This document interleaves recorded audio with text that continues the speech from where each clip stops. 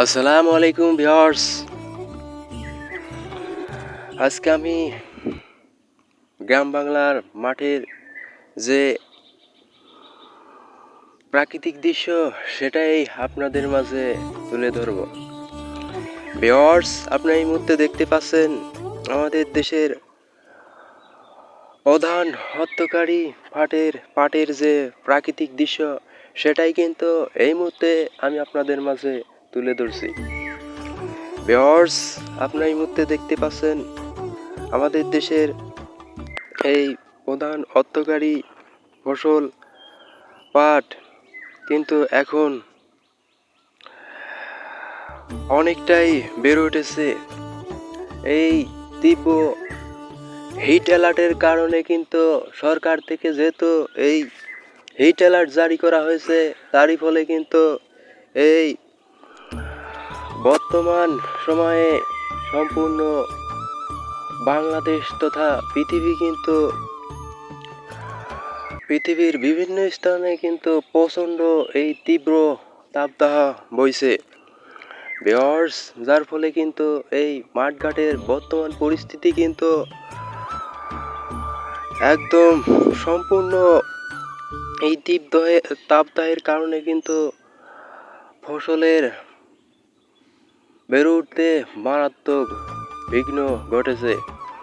Viewers, আপনারা এই মুহূর্তে দেখতে পাচ্ছেন এই বর্তমান সময়ে পাটের যে পরিস্থিতি, এই পাটের কিন্তু বেড়ে উঠতে অনেক অসুবিধা হচ্ছে এই তীব্র তাপদাহে। ভিউয়ার্স, আপনারা এই মুহূর্তে দেখতে পাচ্ছেন এই পাটের মাঝখানে কিন্তু অনেক ঘাস জন্মিয়েছে, যার ফলে কিন্তু এই পাটগুলো বেড়ে উঠতে অনেক অসুবিধা হচ্ছে।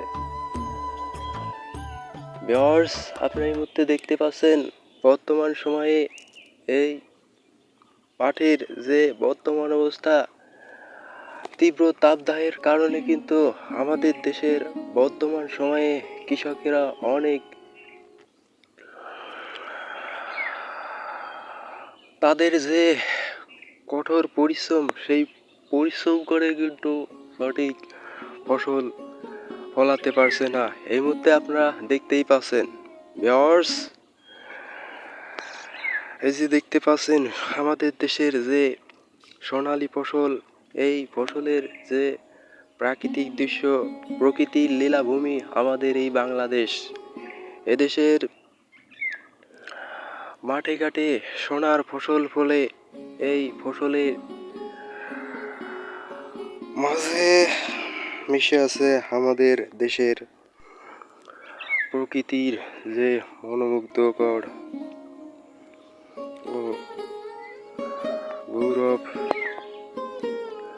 ভিউয়ার্স, আপনি এই মুহূর্তে দেখতে পাচ্ছেন এই যে এখানে কিন্তু মাটি সম্পূর্ণ ফেটে গিয়েছে। এই যে আমি যে হাত দিয়ে ধরেছি এগুলো কিন্তু কেল্লা ঘাস।